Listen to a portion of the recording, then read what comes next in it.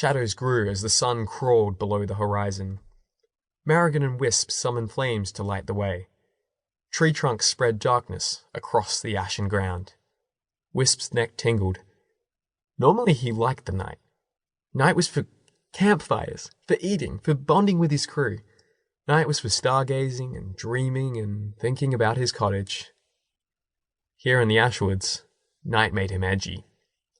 They'd seen no animals during the day, but that only made him worry they were being stalked. And of course, there were the stories Merrigan had whispered to Fleetfoot all day. Poor kid. The woman's sadistic streak was wider than the high priest's arse. Even though her stories about the gutting were ridiculous, by sunset, Fleetfoot was a quivering mess. "Knock it off, Merrigan," said Wisp when she described, with delight, how the fire had melted soldiers into puddles of flesh and steel. "What's the matter, old man?" Merrigan bared her teeth. "Scared?" "I ain't, but Fleetfoot is, and I don't want our camp stinking of bedwetting." Fleetfoot flushed. Merrigan laughed. "All right, I'll save the one about Zaphis for when we're back in Crolus," Merrigan said. "That'd really loosen your bladder. And Fleetfoot, sleep next to Wisp, not me." Smirking, Merrigan paced ahead of the group. Wisp waited until she was far enough away, then leant closer to Fleetfoot. "Sorry about that.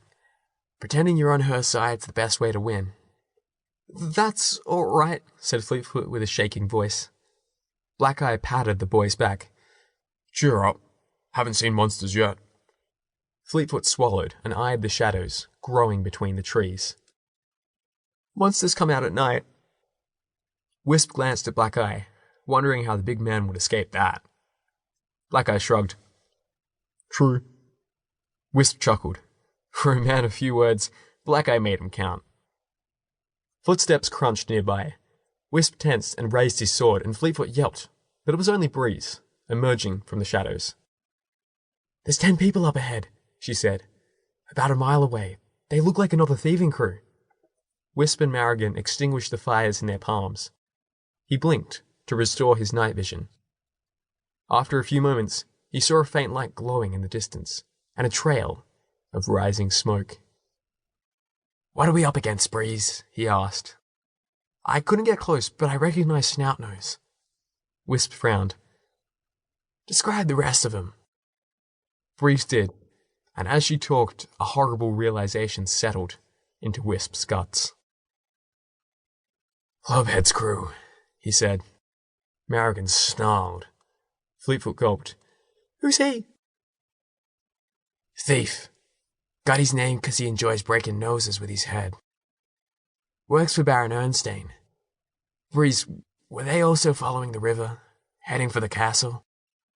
Breeze nodded. "Damn." Wisp rubbed his stubble. "Must have heard about our mission.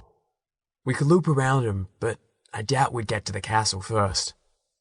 Looks like we've got to set an ambush. Breeze, describe what you saw." "They're camping on the riverbed.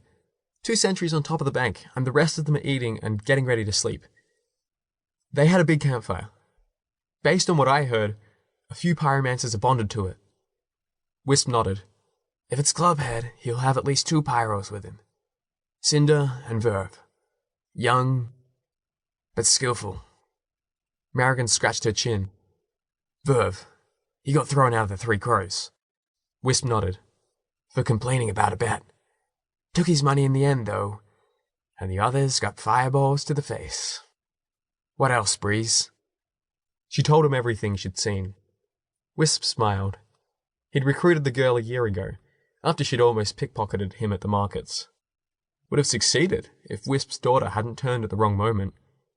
It took a deft touch to lift his purse without him feeling it, so after his crew beat her up and dumped her in the river, he'd hauled her out and offered her a job.